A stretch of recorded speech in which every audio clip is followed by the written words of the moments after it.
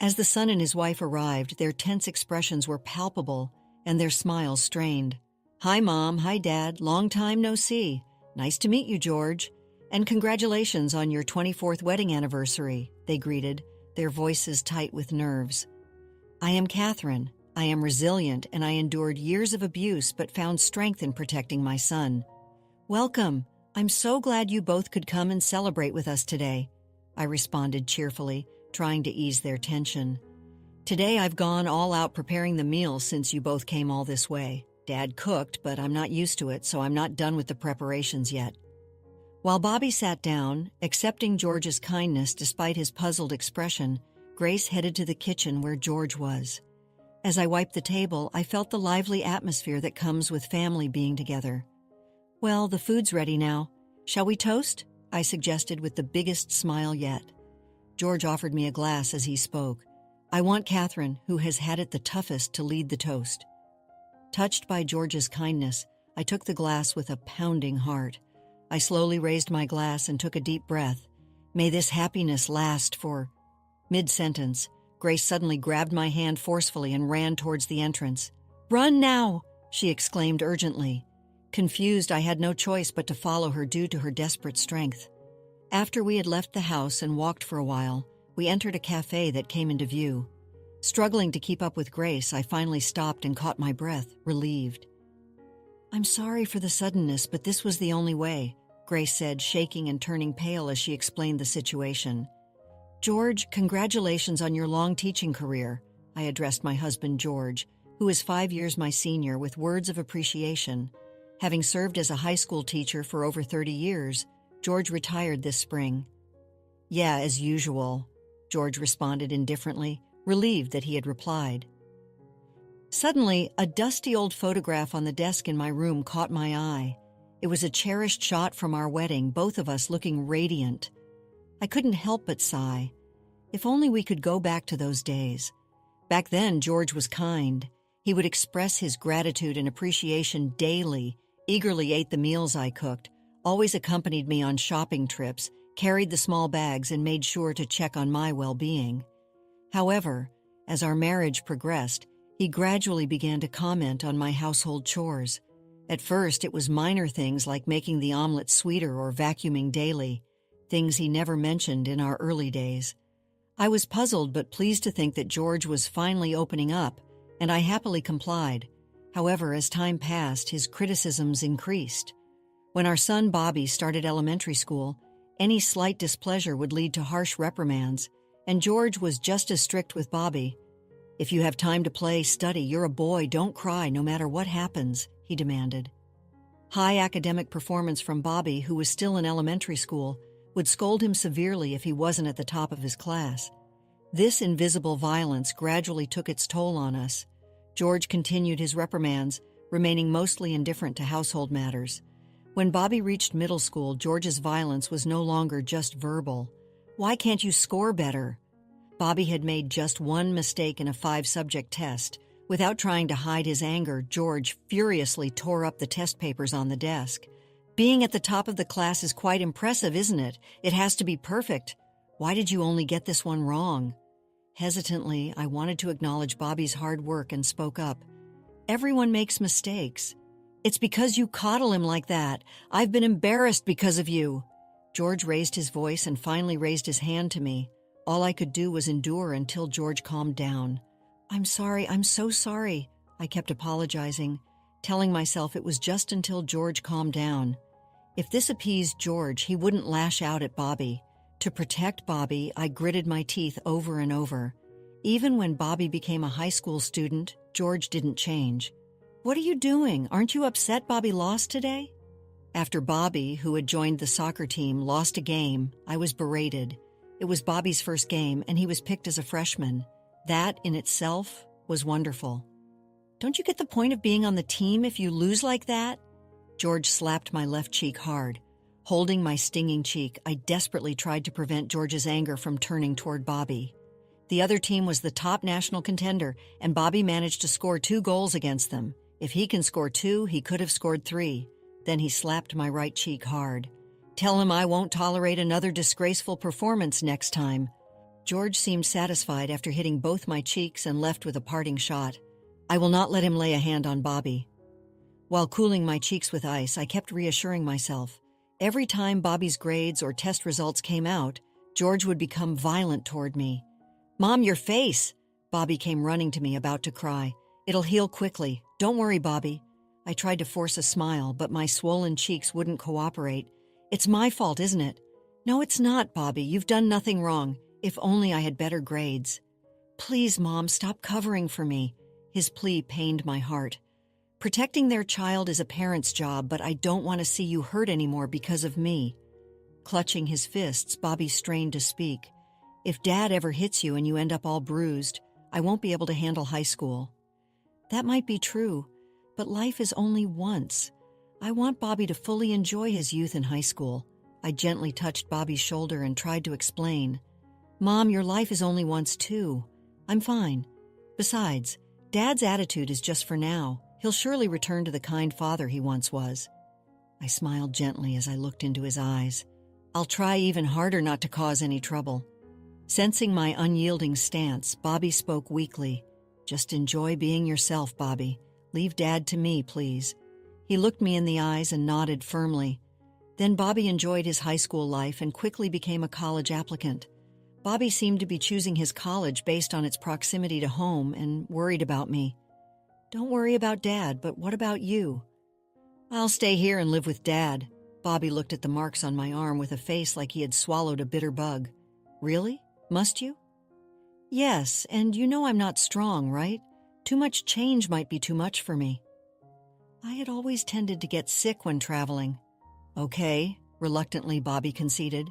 Bobby worked hard and successfully got into his desired university, a considerable distance away requiring a railroad train journey. George had always been critical of Bobby, but since the university was prestigious, he seemed unusually satisfied. "Take care, Mom. I'll do my best." Bobby, on the verge of tears, gripped my hand and then left for his new life. After Bobby moved to college, the physical violence from George subsided, but the scolding continued.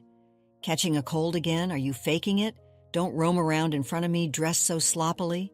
While I was often criticized about my health and appearance, it was better than being hit. My joy during those days was hearing from Bobby. He talked about trivial things like the seasons or his town, but I could always tell he was worried about me. "This year, the watermelons are really good and so sweet. I wish you could come and try some. That would be nice if I'm feeling well. I'd love to visit. The air is fresh, too. I think it would be a comfortable environment for you. Thanks for worrying about me." With Bobby keeping in touch regularly, I felt less lonely and could endure George's scoldings. This life continued for over 4 years, and Bobby graduated from college and married a local girl, Grace. "My wife said she'd love to live with you when I told her about you."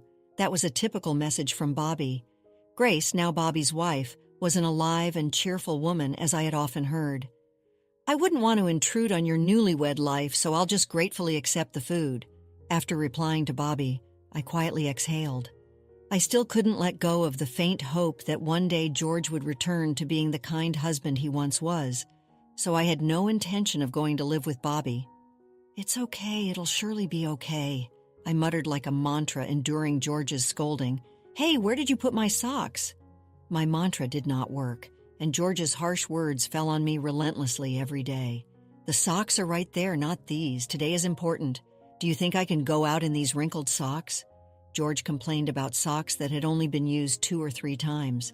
"But these are the newest socks we have." "Really, you're useless. It's basic manners to iron the socks daily so they don't wrinkle. If it's the same tomorrow, I won't let it go." Leaving behind these unkind words, George left the house. Even though I knew he wouldn't look back, I hurriedly called out a goodbye. He's counting on me, so I have to respond. Ignoring the pain in my heart, I busied myself with household chores. I continued to endure George's unreasonable demands alone, and now years have passed. Upon his retirement, George seemed a bit calmer. It would be a lie to say I felt no anxiety about spending more time with him in the future. Still, I forced myself to see kindness in his actions and was disgusted with myself for still searching for the man he once was. Unable to let go of my anxiety and faint hope, I found it hard to approach the living room where George spent his days. I watched TV only when he was in the room. A dish George might like was featured on the program. Deciding what to make for dinner that evening, I turned off the TV and prepared to go shopping, dressing warmly since the forecast said the high would only be 41 F even though it was April. Hey, pause for a moment. Would you care to support us? Like this video and subscribe for more. Now let's dive back into the story. Just as I was about to leave the house, as usual, George called out from behind, "Wait a minute, I'll come with you to carry the bags." Surprised by his unexpected offer, I almost dropped my bag. "It would be cold to walk. I'll take the car out." Watching George quickly get ready, I pinched the back of my hand to see if I was dreaming. I pinched the back of my hand to keep it from being noticed, but it probably hurt more than if I had pinched my cheek. Come to think of it, I hadn't received a single insult today. "All right, let's go then." As he urged me on, I got into the car. Then George said something even more surprising. "You can rely on me, you know." Unable to believe he was the same person as the day before, I reflexively replied, "Yes." What had happened to him? George, perhaps noticing I shivered from the cold, quietly turned on the heater. "Thank you." George glanced at me and smiled.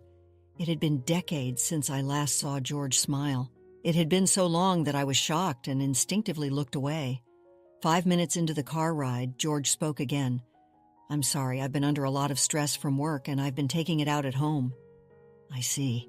Given his job as a teacher, he must have faced considerable pressure from many students and their parents. I'm a flawed person. Instead of being supportive, I've hurt the family I care about, which is the worst. Seeing George's remorseful expression, tears naturally started flowing from my eyes. My kind husband, whom I had always believed in, had returned. Thank you for working so hard for us. I've always known and believed you're a kind person. I'm lucky to have such a great wife. Embarrassed, George smiled, and I found myself smiling too. Thank you. Let's keep it up from now on. Of course. From that day, George acted as if he was trying to make up for lost time. I don't know if it's enough to pay you, but I want to be there for you, Catherine, George said with a serious look, and he took the initiative to care for my health and do the cooking. You're already helping a lot. Thank you so much. I felt grateful that I had kept my faith in him.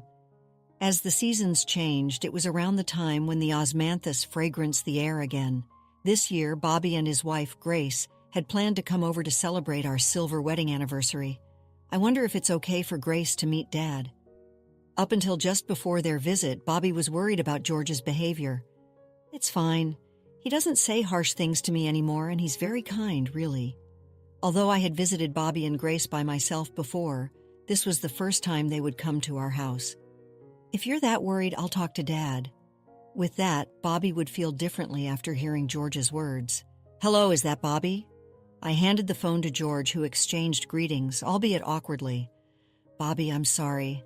I've been on edge because of work stress, and I've been too hard on both your mom and you. I couldn't see Bobby's face on the other end of the phone, but I could tell from George's demeanor that some of the tension had eased. After a few more minutes of conversation, George hung up, satisfied. They're coming all the way here, so I want to entertain them myself, George said. The relationship between George and Bobby had never been good, to put it mildly. However, I was genuinely happy that he was trying to make amends. I'm thinking of doing a home party and I'll cook everything myself. I've been a burden for so long, I want you to relax, George suggested. That sounds wonderful. Bobby and Grace will be delighted, I replied, filled with gratitude and emotion from his proposal. If that's the case, I'll gladly take you up on your offer. Sure, leave it to me. Excitedly, I began to think about what else I could do for Bobby and his wife's visit. Then I'll do the cleaning. I'll be using the kitchen, so I'll handle that. Could you take care of the cleaning outside the kitchen? I understood, and thus we cooperated in preparing to welcome Bobby and his wife. On the day they arrived, Bobby and his wife's expressions were tense and their smiles were strained. Hi, Dad. Hi, Mom. It's been a while. Nice to meet you, George, and congratulations on your 24th wedding anniversary. Welcome. I'm so glad you both could come and celebrate with us today, I cheerfully responded, trying to ease their tension. Bobby has grown up, catching such a beautiful wife. George also casually spoke to Bobby. Dad seemed unsettled by his father's unusual gentleness. Today, I've gone all out preparing the meal since you both came all this way. Dad cooked, but I'm not used to it, so I'm not done with the preparations yet. George shrugged, showing his bandaged left hand, hinting at how many times he had cut himself. Thank you, just knowing you tried means a lot. Bobby sat down, accepting George's kindness despite being puzzled. Grace headed to the kitchen where George was. If it's still in progress, I'd be happy to help out if you don't mind. As I wiped the table, I felt the lively atmosphere that comes with the family being together. Grace's active involvement with George naturally brought a smile to Bobby's face. Seeing this, I felt immensely happy. Well, the food's ready now. Shall we toast? With the biggest smile yet, George offered me a glass as he spoke. I want Catherine, who has had it the toughest, to lead the toast. Touched by George's kindness, I took the glass with a pounding heart. I slowly raised my glass and took a deep breath. May this happiness last for... Mid-sentence, Grace suddenly grabbed my hand forcefully and ran towards the entrance. Confused, I had no choice but to follow her due to her desperate strength. After we had left the house and walked for a while, we entered a cafe that came into view. Struggling to keep up with Grace, I finally stopped and caught my breath, relieved. I'm sorry for the suddenness, but I had no other choice. Grace was trembling and turned pale as she explained the situation. What? As she spoke, I felt the color drain from my face. Grace said that when she was preparing the drinks, she tried to carry a glass, and George strongly objected. I've been watching his actions secretly so he wouldn't notice me. George, looking around nervously, poured a drink into one of the glasses and then added something finely chopped. It was aconite. Aconite? I hike as a hobby, and the mountains can be quite dangerous, she explained, rubbing her arms with both hands. There are many dangerous plants, things that shouldn't be eaten, and I've researched the mountain flora extensively, so I recognized it immediately, even though I've never seen aconite. I knew it was poisonous. The beautiful purple substance in the glass looked stylish. I had no idea it was poison. Shaking with shock, my thoughts froze from the sheer horror of the revelation. It was Bobby's phone call that snapped me back to reality. Mom, are you okay? Yes, I'm fine. Are you safe? Bobby sighed, telling me what had happened at home. It seems Dad didn't expect you to leave. He was in a daze for a while. It seems he was stunned and hadn't noticed you nearby when I escaped. Then suddenly he realized what happened and hurried out of the house, so he might be looking for you. The cafe we were in was nestled in a complex network of alleys and wouldn't be easy to find. But I couldn't shake my anxiety. However, don't worry. I've installed a location tracking app on Dad's phone. Bobby had given us mobile phones when he moved out so we could contact him immediately. I never thought the tracking app would come in handy like this. Bobby chuckled bitterly, seemingly struggling to contain his anger at what his father had attempted. Also, I was able to check his computer, Bobby said. Grace had asked him to check if there was any history of obtaining aconite. Since I don't use a computer, George probably let his guard down. Bobby found that the computer wasn't even locked, and on George's computer was a purchase history for aconite and messages from a woman George was involved with, who was plotting to kill me for insurance money. The reason Dad suddenly became nice was probably to let your guard down. Bobby's murmur dissolved into the air over the phone. After hearing everything, I felt as if I had been slapped awake. That George could, like a life flashing before my eyes, I revisited his past behavior. Indeed, since Bobby had left home, the violence had stopped. Back then, the sensation of violence had lulled me into a false sense of security, and I hadn't considered other possibilities. By that time, he had already been involved with another woman, and when he started being kind to me, he must have already planned everything. It was fortunate that Bobby and Grace came to celebrate, and that Grace knew about aconite, because if I had been alone, reflecting on it, there were many unnatural aspects. Even in preparation for our silver wedding anniversary, George had taken complete control of the kitchen. It was all to carry out his plan. Thinking of the worst, I got goosebumps all over my body. Bobby, thank you. I'm going to the police, okay? It looks like Dad is headed somewhere completely different. That's right. Now's our only chance. And so Grace and I decided to go to the police to report everything. Whatever happens, I will protect you, Catherine. Grace, you are so reliable. Encouraged by her strangely. My mind felt at ease. Grace's inherent cheerfulness lightened the atmosphere. Afterward, my divorce from George was finalized without incident. When the three of us returned home, although tired from the ordeal, there was a sense of relief in our expressions as we looked at each other. "I've arranged with a lawyer to get alimony from him. Thank you for everything." By that point, I had no more sympathy for George. Rather, I felt a weight lifted off my shoulders. Moreover, having been mentally affected by years of George's abuse and violence, I was regularly visiting the hospital for checkups, which led to the police getting involved with him.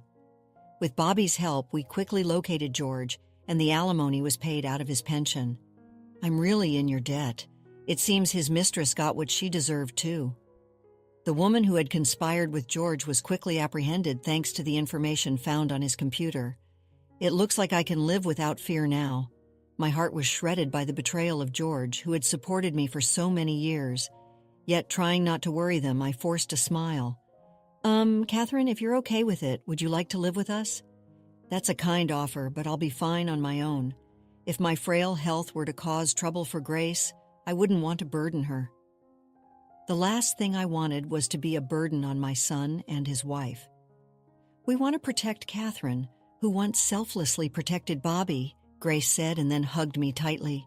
Grace in front of me, Bobby with a gentle expression, nodded in agreement. "Thank you. It would be reassuring to have both of you by my side always." With that, I moved in with Bobby and Grace and started a new life. My only concern had been my health, but since moving, I felt unexpectedly revitalized. Thanks to that, I've been able to do things and visit places I had previously avoided, making every day feel fresh. Today, I woke up with the sunrise, opened the window to breathe in the outside air, and felt enveloped by the humid air typical of summer. After preparing breakfast, the three of us gathered around the dining table. As we finished saying grace, I grabbed the mayonnaise. "Mayonnaise goes on fried eggs," I said firmly to Grace, who was about to put sauce on hers. "No, Catherine, it has to be sauce." Even over such trivial matters, we could speak our minds naturally, and I felt like I had finally grasped true happiness. "Both of you, eat up quick or we won't be able to go anywhere." Bobby said this, almost like he was soothing children. "Where are you taking us today?" "Let's go to the dairy farm and get some ice cream. I'm excited. I need to make sure I'm fully prepared for the sun." Through these interactions with them, I felt the true sense of family and love I had finally obtained, and I resolved to keep working together. "May this happiness last forever." I silently recited the words I couldn't say that day, feeling my heart dance with joy. After experiencing the full journey of our story, we'd love to hear your thoughts. How did the story resonate with you? Don't forget to like, subscribe, and stay blessed. Thank you for watching and see you in the next story.